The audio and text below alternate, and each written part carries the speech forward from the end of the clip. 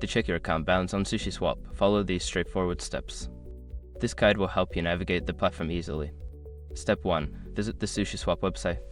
Open your web browser and go to the official SushiSwap website.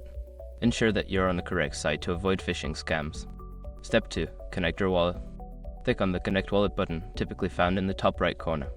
Choose your preferred wallet type from the options provided, such as MetaMask or Wallet Connect, and follow the prompts to connect. Step 3. Navigate to the dashboard. Once your wallet is connected, look for the dashboard or account section on the home page.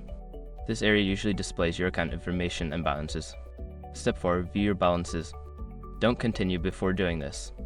A lot of online accounts end up exposed in breaches without people even realizing it. Use SushiSwap to constantly monitor your email and accounts and get alerted immediately if your information gets leaked online.